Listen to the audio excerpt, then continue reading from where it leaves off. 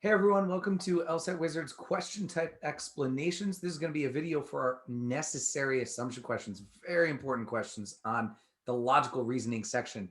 Now, this video is an extension of our free COVID relief logical reasoning and reading comprehension program. To check out our core concept videos that are huge in making sure that we truly properly understand everything on the test, go check out lsatwizard.com, go to the video courses, check out our free content. You can also go check out our YouTube channel. Now, this outline that we're going to be looking on is part of lesson 2 of the formal program, where this program is sponsored by Ave Maria School of Law. So I do have to give them a very special thank you. None of this would have been possible without them. And I also want to mention that the COVID relief aspect of this course is that we do have a GoFundMe where we are raising money directly for Feeding America's COVID Relief Fund. We've already raised over $10,000. So I want to thank everybody who has already given, and thank you in advance to those who will. Getting specifically into our necessary assumption questions now. This is a very important concept. In fact, we spent a lot of time in the lesson actually establishing what the concept of a necessary assumption is. I'm not going to have time in this type of video to do that. So we're going to go right into just kind of the heart of it. So in general, an assumption is the idea of a missing piece of evidence where we know that an argument that is short of 100% has some sort of missing gap there. What I mean by that is if you're hearing an argument go on and the conclusion is only established at like a 95% probability, there's that 10% gap there. And we need to focus our mind on what is that 10% gap? What is the kind of loophole that gets us out of this argument? What are those missing pieces of information that could be the alternative situations? That's going to be related to a concept we call the overlooked option. Now, we also have ways of describing a problem that we called fallacies, more generic categorical problems. We also talked about jumps of, hey, wait a minute, they just jumped. They talked about this over here, and all of a sudden we talked about that over there. This is something we went really deep into in lesson 2 and lesson 3 of the program. So go check that out if you're at all hesitant with it. Specifically, a necessary assumption is something unstated that if it was not true, so I have the definition here, it's something that if it was not true would be a problem or would weaken the argument. So the idea is when we're going to a necessary assumption question, we can go to our answer choices. We're going to be able to negate them, think about the not true version of the answer. And if that creates a problem for the argument, then it's the correct answer. A lot of places talk about it like it has to destroy the argument. The reality is it doesn't have to destroy it. As long as it kind of creates a hole in the argument, as long as it weakens, it starts poking and prodding at it, that's actually good enough for the correct answer. So it doesn't have to make the conclusion impossible, just to create a problem, a logical problem with the argumentation. Now, we know we have a necessary assumption typically because there will be the word assumed in the question stem or a synonym like presupposes, but it also has something indicating that it's a necessary assumption. We will have to differentiate that from sufficient assumption questions, which we'll be doing in a different video. The necessary assumption questions, for example, we know which of the following must be assumed. That language says it's an assumption that needs to be, it must be true. Or which of the following is an assumption upon which the conclusion rests or the position rests. So if it's resting on it, that language is synonymous with saying that it's necessary. When they do use the word presupposes, that is actually something we'll learn is a synonym for a necessary assumption. And when the argument depends on assuming which of the following. Depends would be your synonym for necessary. So these are all assumptions that are necessary for the argument. Now, as we do with every question type, we talk about two main things. How do we pre-answer? What is the thoughts that should be going on in our head? And what do we do testing the answers? What do we think about with each answer choice? We're going to be doing it through the lens of our June 2007 examples. If you don't have them in front of you, you can Google June 2007 LSAT and find the PDF on LSAT's website for free. Pause the video right now and go do them if you haven't already, as these explanation videos, I'll be getting right into what the explanation is as opposed to giving you the time later. So pause it, come back, and we'll be good to go. So with the pre-answering for necessary assumptions, what we want to be thinking about while we're reading the stimulus is the general, what I call invalid pre-answer approach. What I just kind of summarized earlier. be able to come up with a jumper fallacy, or at the very least an overlooked options. Overlooked options, those loopholes, I think of them as like somewhat beneficial, and necessary assumptions are going to directly test on a lot of them. But the ability to come up with an overlooked option is actually more of a lesser skill than the broader ability to just come up with the jumper fallacy. When you understand the jump, when you understand the fallacy, that is something that proves you fully understand the argument, where overlooked options, they really directly hit on necessary assumptions, but they could be one of a million different things. And you might think they're going this way, and your answer in your mind goes this way, and they went a totally different direction with it. So it tends to mislead people if you're only focused on overlooked options or only focused on those loopholes. So it's a useful skill, but we want to look for jumps and fallacies. In fact, when we do necessary assumptions, a majority, now I say this is like a soft correlation, because while it's a majority, majority meaning like 55, 60%, it's 55, 60%, we're going to see jumps if you rely on the jump approach of looking for language. This is a pillar we discussed heavily, so I'm not going to be able to go through it in this video, but the idea of catching jumps is something that if you see a jump and you see that right answer, you're good to go. We call that perfect assumptions, and you're able to see that answer, you're good to go. And a majority of necessary assumptions, you can rely on that approach.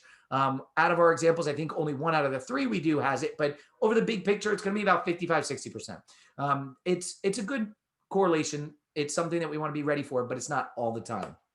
Now, in terms of what we should be looking for in our answer choices, I mentioned it earlier, the negation test, a lot of the not version, the not true version. The idea is we want to think about what happens if the opposite of the answer choice is true. And if the opposite of the answer choice weakens the argument, then it's actually the correct answer. So negation test with your necessary assumptions. There's that alliteration there to remember it. It's the ends. Negating our necessary assumptions. So necessary assumptions we negate. Okay. We have a little bit more on this outline that you can definitely go read over while we now go put it into practice for these questions. So starting with section 3, question 9.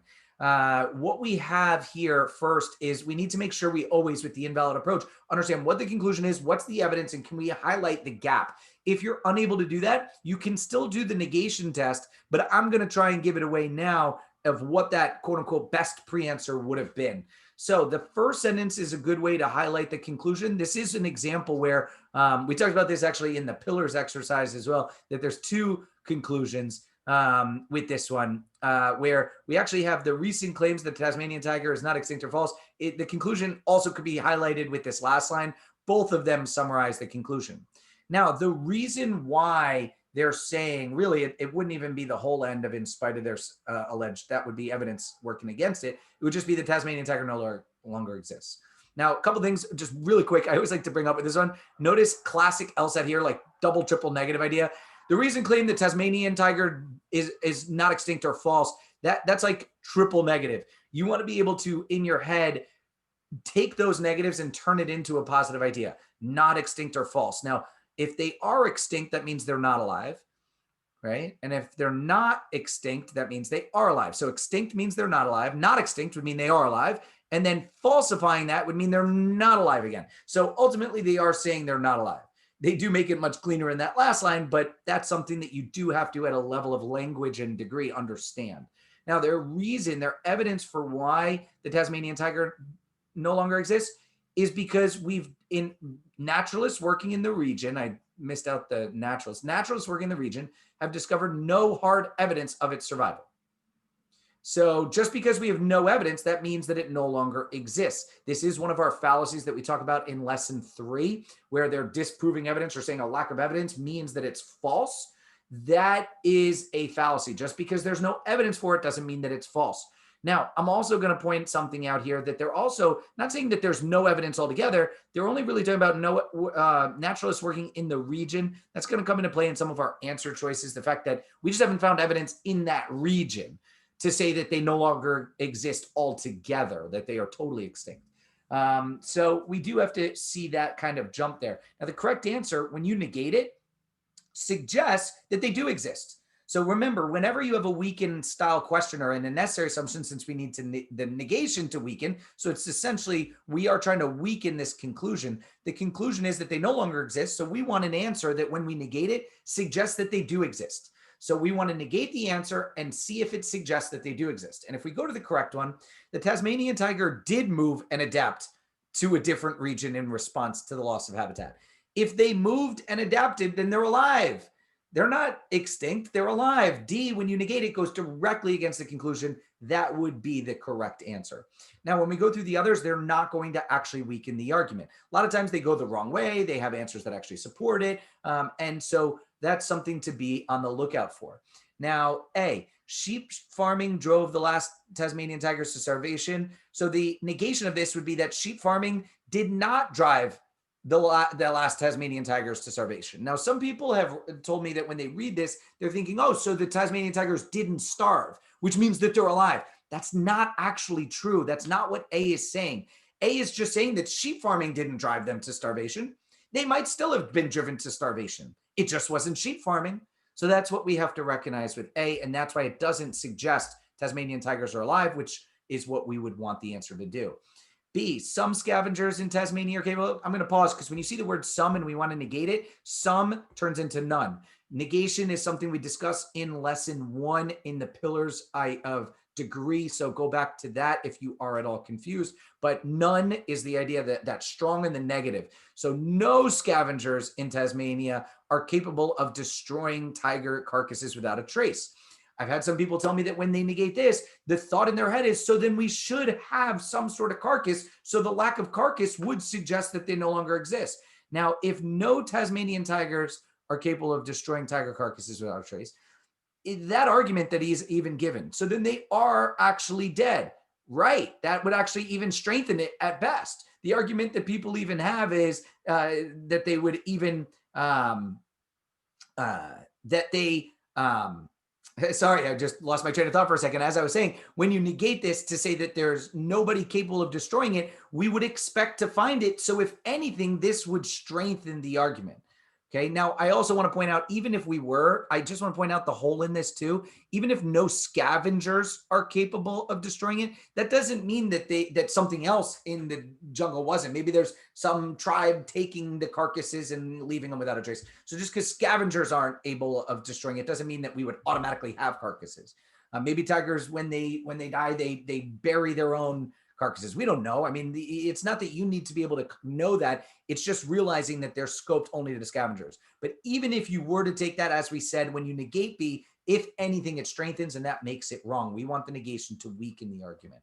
We want the negation to suggest that the tigers are alive.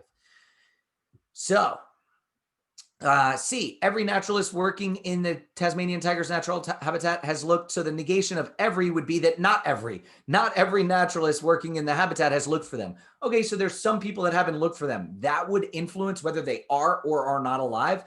We want evidence as to whether they're alive or not. How many naturalists are looking for them is not really relevant to this argument.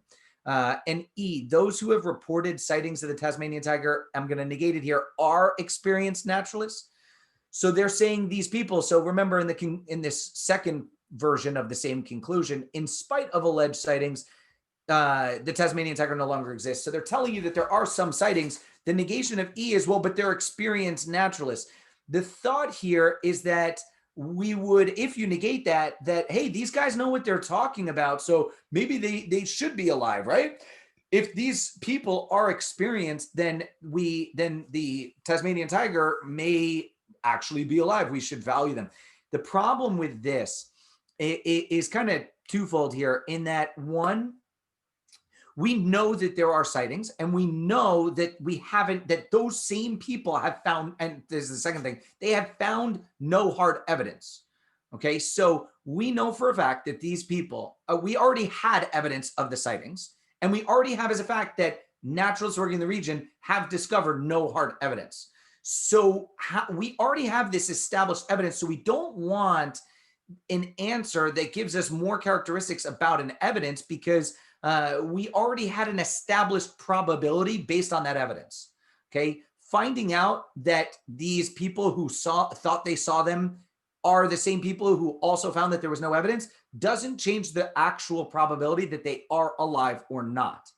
Okay, so the source of that evidence is not really relevant. That's really, I guess, the best logical way to say it is E would be referring to the source of our evidence, which we have to accept evidence anyway as true, that there are these sightings, these supposed sightings. And since we already know that same source found no evidence, that's my two-prong, I guess, if I'm to recap. One, we already know that there were sightings, so it doesn't change that. It doesn't add to that by telling us the source of it. And two, those same people we're being told had no evidence of it actually being true. So we need to somehow recover from that. So D, when we do go to look at the correct answer, it's actually explaining why we haven't found evidence in that region, because they moved, they went to another region. So it's kind of undermining that in the region portion there. And that's why D would be correct.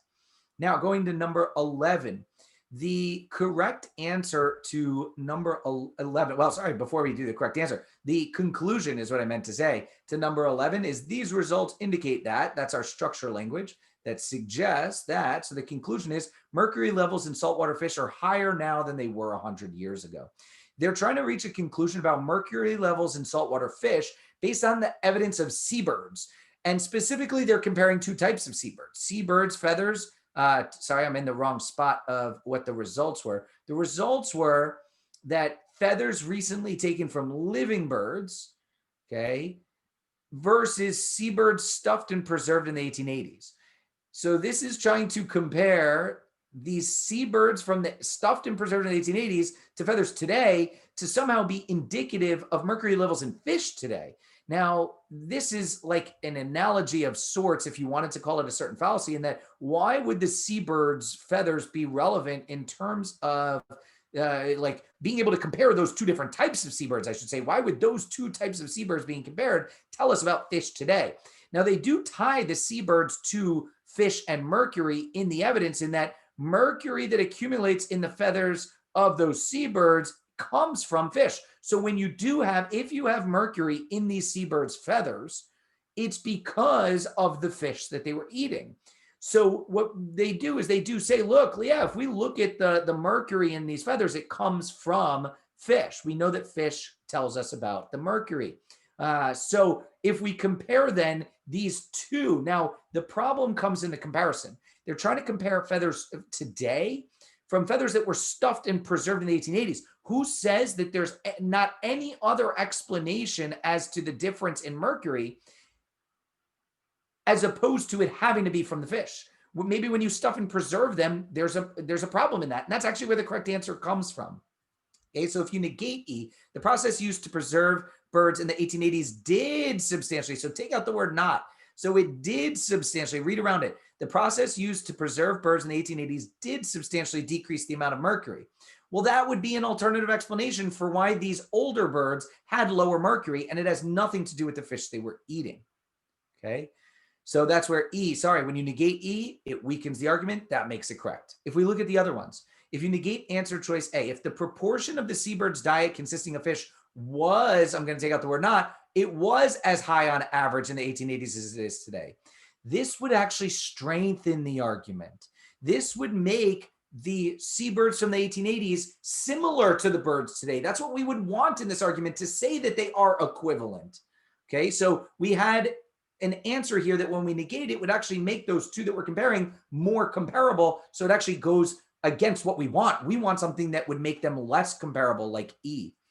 Okay, so B, the amount of mercury in a saltwater fish depends on an amount of pollution. This is telling us the explanation for where the amount of mercury in fish comes from. Remember, the conclusion is trying to reach a conclusion about what the mercury level is. We don't actually care where that pollution comes from. Okay, we just care, is it the same now versus 100 years ago? Yes or no. Whether it came from pollution or not is irrelevant, which is what B is bringing up, the issue of whether or not it came from, like where it came from. C, mercury derived from fish is essential for the growth. So this is telling us the purpose of the mercury for seabirds. Again, we don't care what the purpose was, as long as we were able to establish that the seabird's mercury level was from the fish. Okay, as long as we have that, that's all we needed. This C is focusing on what the purpose of the mercury was for the seabirds, which is irrelevant to whether it's equivalent to compare a seabird from the 1880s to a seabird from today. D, the stuffed seabirds whose feathers were tested for mercury were fully grown. Now, a couple things. Some people have said to me, well, hey, this is starting to get at maybe these birds were different sizes. So it's not just that one was stuffed versus ones that were living. It's not just that one was from 1880s versus one today. But on top of it, maybe one was fully grown and the other one was not. And if we are getting something that says, hey, they were different sizes, that would make them less comparable. Remember, that's our goal. We want to negate an answer to make these two bird types non-comparable. Okay, so D, when you negate it though, is saying that one of them was fully grown. Now, first off, they aren't telling you about the living birds. So we don't know whether they were fully grown or not. We would want something that suggests that they are different. And if anything, my thought, my gut instinct, which again, there's no reason to think this at all, but if anything, I would think that the living birds probably were fully grown. There's probably your instinct telling you that why would we think it's not fully grown? So if the seabirds from the 1880s were fully grown, that wouldn't even give us a basis of comparison, and if anything, might even make them more comparable. So until we actually knew that it was different than the living birds, then it wouldn't actually weaken this argument. So that's going to be question 11. Now, question 17 is going to be reliant on this huge concept we call jumps.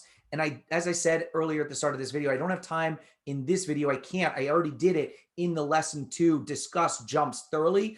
If you also want to see me put it into example time after time after time, sign up for one of the paid video courses. I went through a ton of these question types where I did and highlighted the language jump time after time after time and really broke down the process. I'm kind of just going to give away what that answer is here in this one. So the conclusion is pink. When exercising muscle in one's back, it's important in order to maintain a healthy back to exercise the muscles on opposite sides of the spine. Now, when we think that there's language issues, what we want to do is break the language into two parts. Okay, we break it into two parts. So to me, breaking this one phrase into two parts, I'd say, okay, so it's when exercising muscles in one's back, what we need to do to maintain a healthy back. Now, that's like a two-prong part, but if we were thinking of this, the technical issue here is a conditional phrase. This is conditionality. In order to, when you want to do this, in order to, that's creating an if then. So if you're going to exercise muscles in your back, and if you want to maintain a healthy back, so those are all part of the if, then you need to exercise muscles on opposite sides of the spine equally. Now, as I talk about when I go through the pillars a lot, both lesson 1 and lesson 2, conditionality actually doesn't even come into play here. Okay, you actually don't need to go there. It's so easy for people's brains to like see conditionality, start thinking if then, start diagramming. And if you were diagramming this, you already missed out. I always want you assessing language and degree before you worry about conditionality. Okay, what we do is ask ourselves this: do we have evidence for the yellow?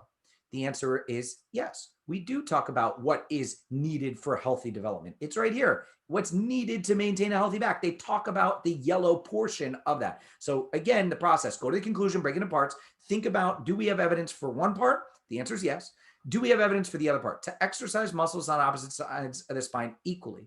They don't say that. They say something similar, but technically different. That's what we call a language jump. They want us to think that exercising muscles on the opposite sides of the spine is the same as saying balanced muscle development. No one said the pink and the orange are the same. Those are totally different logical ideas. In fact, the correct answer is literally the answer that connects those two. And that's where you don't even have to worry about negation tests or anything more specific. If you see a jump, you connect, you go, wait a minute, pink and orange, those are two different topics. Find an answer that connects those two. So exercising muscles on opposite sides of the spine unequally. So they're saying if you don't have pink, then you're going to have not orange. They're connecting pink and orange in the way that we were discussing just as a contrapositive. Okay, so instead of saying that if you want balanced muscle development, then you need to do equally, they're saying, well, if you don't do it equally, then you won't have balanced muscle development. So that's going to be the idea of the jump. The jump here was if orange, then pink. Our answer is if not pink, then not orange. And we got it right there. Now, if we were talking about the other answers, a lot of the other answers, what's going to happen is they're not going to have any influence on that jump. So if you aren't catching that jump, you're going to have kind of a hard time answering this question. But if we go through and talk about the negations of each. So muscles on opposite sides of the spine that are equally well developed will not be enough to keep the back in proper alignment. Now, the issue here is that this is trying to say that muscles on opposite sides of the spine being equally well developed. Where did they talk about that? Now, that would be the orange condition, which two problems. One, that's not talking about the pink. Our pink was the conclusion. That was something that when you have a language jump, okay, and you have a piece of phrasing, piece of language in your conclusion that has no evidence for it, your answer is going to have to somehow relate to that. And what they're, so that not discussing the pink is already a problem. But even more, even if they were talking about the orange here, what they're saying is orange isn't enough to keep back alignment, which I guess you could say means it's not enough to be a healthy back. This is where, at least to eliminate A, we need to understand conditionality. Okay, so this phrase of this orange yellow in after all, okay, this after all phrase, they're saying that balanced muscle development is needed, making it a necessary condition. What A is doing is saying that it's, when you negate it, it's saying that it's sufficient or that it's not sufficient. They're like, yeah, but even if you do get equal muscle development, even if you get balanced muscle development, that's not enough to guarantee a healthy back. That wouldn't be a problem for what is necessary. So that's why A would be incorrect. It does relate to the conditionality. Notice I was able to get the right answer without conditionality, but to eliminate A, if you didn't see that jump otherwise, you'd have to understand the conditionality. Now, C, provided that one exercises muscles on opposite sides of the spine equally, one will not have a healthy back. Okay. So what they're saying here when we negate this is that provide that even if you exercise muscles on opposite sides of the spine equally. So this is now saying the pink doesn't lead to a healthy back. This is the same issue as answer choice A. What they're doing is saying that the pink is not necessary for the yellow when you negate it. Okay, they are reversing the conditionality of the conclusion here. The conclusion is saying if you want healthy, then you need equal exercise. Where this is saying if you, before you negate it, if you do equal muscles, if you exercise the muscles equally, then you will have a healthy back. So to negate it, that you can have the pink without the yellow, but having the pink without the yellow is not a problem for a conclusion that says yellow guarantees pink. So the conclusion is that yellow will guarantee, if you want yellow, then you need pink. And C, when you negate it, is saying you could have pink without yellow, which is not weakening that argument. Okay, D, if the muscles on opposite sides are exercised unequally. So this is saying that if you don't have pink, okay, what happens if we don't have pink? They're saying if you don't have pink, instead of saying that that they're saying here, one's back will be irreparably damaged if we negate that. If it won't be irreparably damaged. Now, the conclusion, if we take the contrapositive of the conclusion, it would be that if you don't exercise muscles equally, then you will not be able to maintain a healthy back. Okay. But that doesn't comment on whether or not it's going to be irreparably damaged. Maybe it's just temporary damage. So saying here that it will not be irreparably damaged is not a problem for saying that it won't be healthy, because of that distinction between just not being healthy could be a temporary thing as opposed to it not being irreparably damaged. So that's the issue with D. E, I can eliminate if you're focused on language and understand language, one should. As soon as they get into should and should not, I guess actually what I'm going to clarify is they do give us a standard here of in order to maintain healthy back. So if this answer goes into one should do something in order to keep a healthy back, that's what I would need to have. But what I noticed about this answer is it's saying one should exercise daily to ensure this happens, but without bringing it back to maintaining a healthy back. And since that was our standard for what we should or shouldn't do, then that whether what E is talking about is bringing in something totally new. Since our whole standard of our conclusion is about being healthy, and E is not telling us in reference of healthy, it's just telling us what we broadly should be doing or shouldn't be doing. That should not is totally different language than our stimulus. Okay, so one shouldn't exercise daily is not relevant to this argument here. If you aren't unsure about that, I will say again, should not is something we discussed heavily in lesson 2 and in the explanations to lesson 2 as well. So check out lsatwizard.com for more explanations. Tune into our YouTube channel to see more question type explanations. So stay tuned.